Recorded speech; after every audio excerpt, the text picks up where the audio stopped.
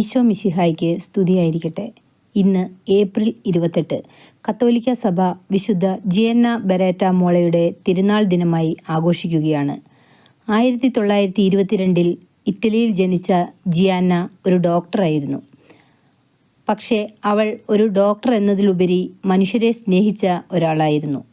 ദരിദ്രരെയും രോഗികളെയും പ്രത്യേകിച്ച് കുട്ടികളെയും സഹായിക്കുന്നത് അവളുടെ ജീവിതത്തിൻ്റെ ഒരു പ്രധാന ഭാഗമായിരുന്നു.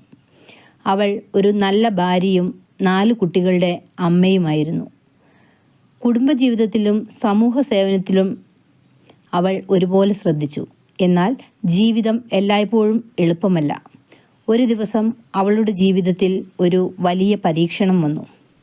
4ാമത്തെ ഗർഭകാലത്ത് അവളുടെ ഗർഭാശയത്തിൽ ഒരു അപകടകരമായ ട്യൂമർ കണ്ടെത്തി.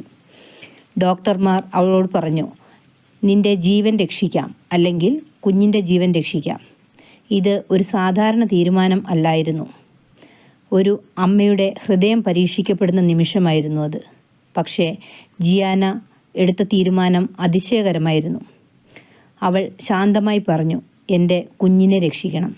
സ്വന്തം ജീവനേക്കാൾ കുഞ്ഞിൻ്റെ ജീവനെ അവൾ തിരഞ്ഞെടുക്കുകയായിരുന്നു. 1962 കുഞ്ഞ് സുരക്ഷിതമായി ജനിച്ചു. പക്ഷേ കുറച്ച് ദിവസങ്ങൾക്ക് ശേഷം ജിയാന നമ്മെ വിട്ടുപോയി. സുഹൃത്തുക്കളെ, ഇത് ഒരു കഥ മാത്രമല്ല, ഇത് യഥാർത്ഥ സ്നേഹത്തിൻ്റെ ഉദാഹരണമാണ്.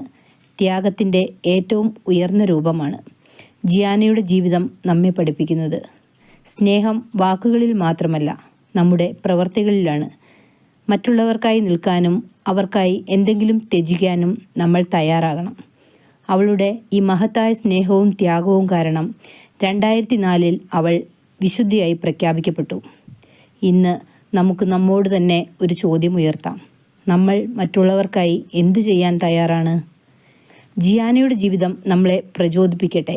നമ്മളും സ്നേഹത്തോടും കരുണയോടും കൂടിയ മനുഷ്യരായി മാറട്ടെ. ഏവർക്കും വിശുദ്ധ ജിയാന്ന ബെരേറ്റ മോളയുടെ തിരുനാൾ ദിന ആശംസകൾ നേരുന്നു. നന്ദി.